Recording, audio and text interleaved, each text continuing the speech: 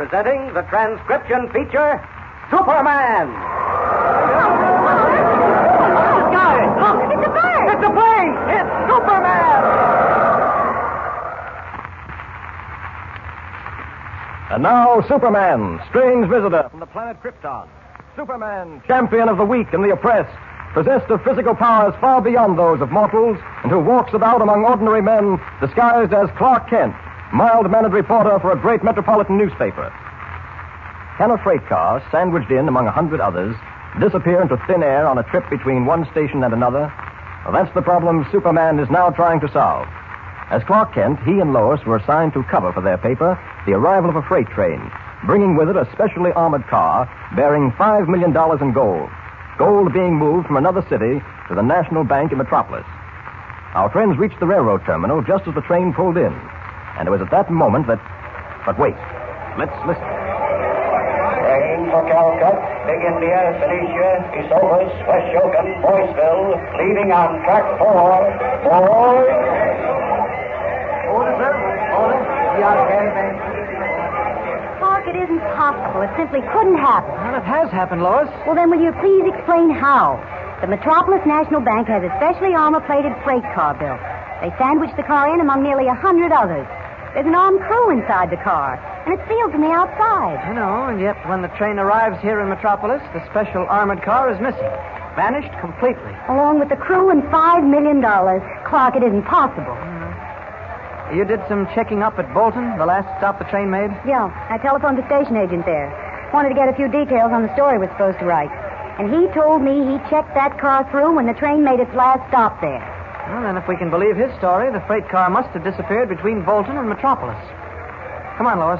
Where to? Have a talk with the engineer. I want to find out definitely whether or not this train stopped between here and Bolton. Yeah, I'd sort of like to know about that myself.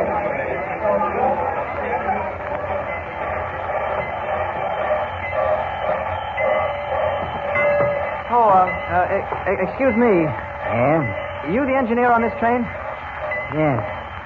My name's Kent, reporter for the Daily Planet. Yeah? Yeah, I'd like to ask you a few questions, if you don't mind answering them. Depends. Oh, talkative, isn't he?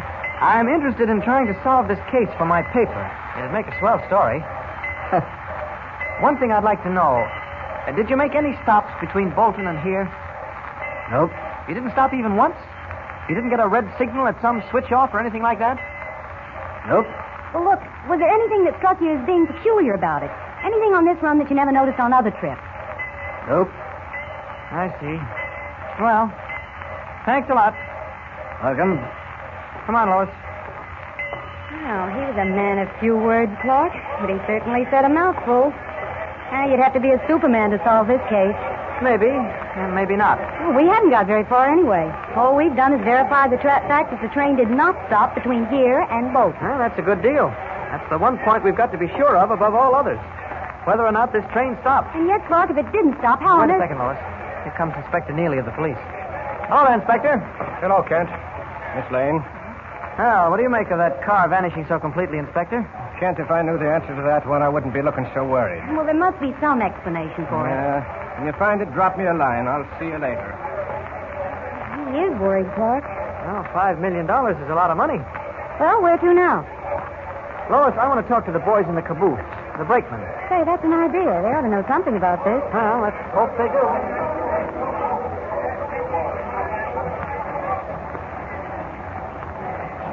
This case. Yes, Tom? Hey, I've been lamping that guy and that dame. I found out they're reporters from the Daily Planet. What about them, Crumb? Seems to me they're nosing around a little too much, asking too many questions. I'd better get in touch with the boss. What for? Well, the boss never lets things get out of hand, nips them right in the bud. Oh, yeah. Instead of waiting until these two really do find out something about the missing freight car, I think he'll want them put out of the way. Oh. Now, you wait here, Lispy, and keep an eye on him. Okay. I'm going to telephone the boss.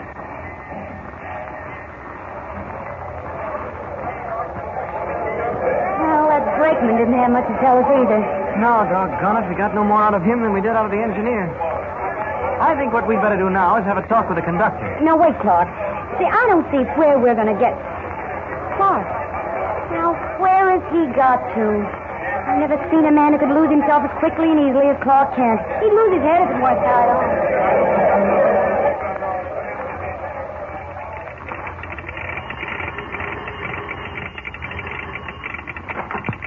Bolton Station speaking. Yeah, the 432 just went through. Okay.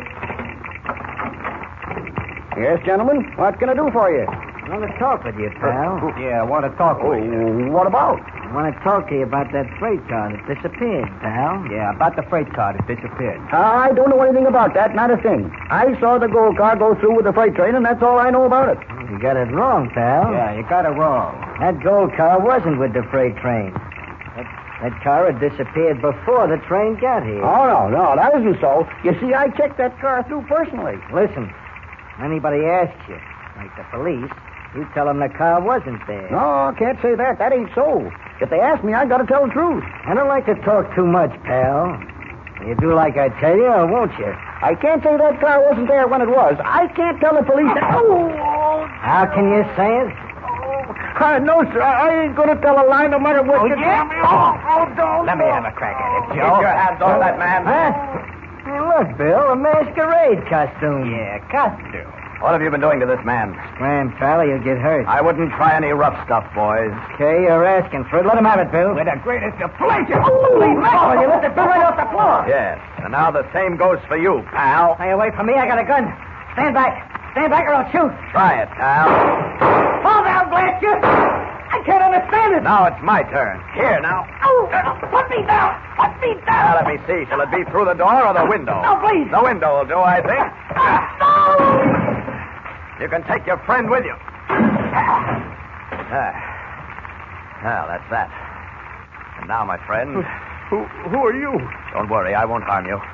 What did those men want of you? That freight car, the one Yes. that disappeared. Yes? They wanted me to swear it had disappeared before it reached here. And it hadn't? No, sir. That car was okay when it reached here. I checked it through myself. You did, eh? Well, that's all I came here to find out. Thank you and goodbye. Huh?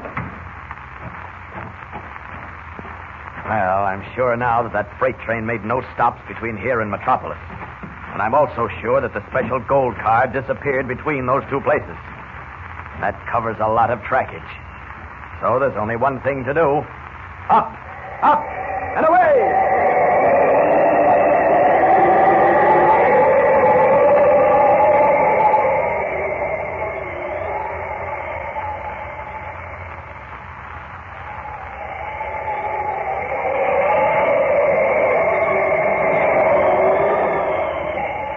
I can't understand it. Flown along these tracks between Bolton and Metropolis 3 times and not a single clue. The most baffling mystery I've ever come across. Almost as though some giant hand had reached down and picked up that missing car. Not one single clue. Wait a minute. What's that? Down. Oh, stone from someone's ring, eh? An emerald. Funny.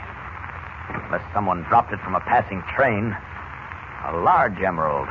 And an expensive one, too. I'll have to try to find the owner. But that'll have to wait. Now, up in the air again. Up, up, and away!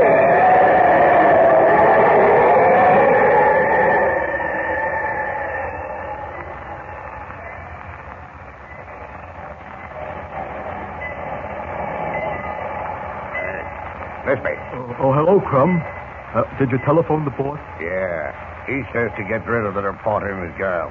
Gee, Crumb, I don't know. I don't see why we have to kill somebody just because they're asking questions. Well, the boss thinks people who ask questions now may find out some embarrassing answers later on. Oh. He believes in getting rid of them quick. Yeah. Hey. I just see the girl. Where's the guy? Well, I lost him in the crowd, Crumb. We can pick him up later. What's he going to do with the girl? Yeah. Well, I figured that out on my way over here. Yeah. Now, listen, the 941 is due in on track 6 in just a few minutes. Uh-huh. I'll manage to get the girl over to the platform of track 6. We'll stand there talking. You come up behind us, and just as the 941 comes in, you shove her in front of it. Get me? Yes, I get you. When the 941 comes in, I shove her in front of it. Yeah.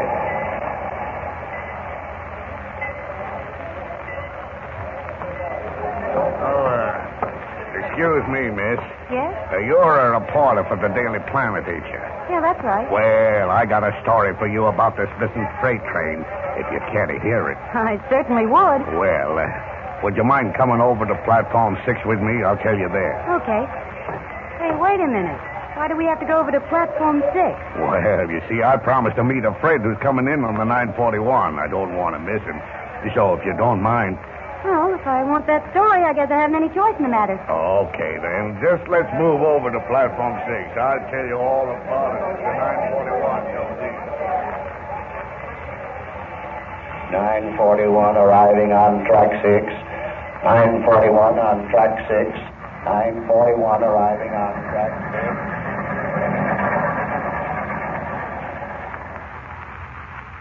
6. Lois Lane is in grave danger. How will Superman save her? And by the way, have you solved the mystery of how the freight car vanished into thin air? Then be sure to hear the next thrilling episode of our story with Superman. And remember, tune in the next thrilling installment of the transcription feature, Superman. Up in the sky. Look!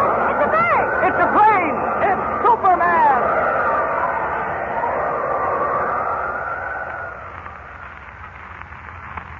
Superman is a copyrighted feature appearing in Action Comics magazine.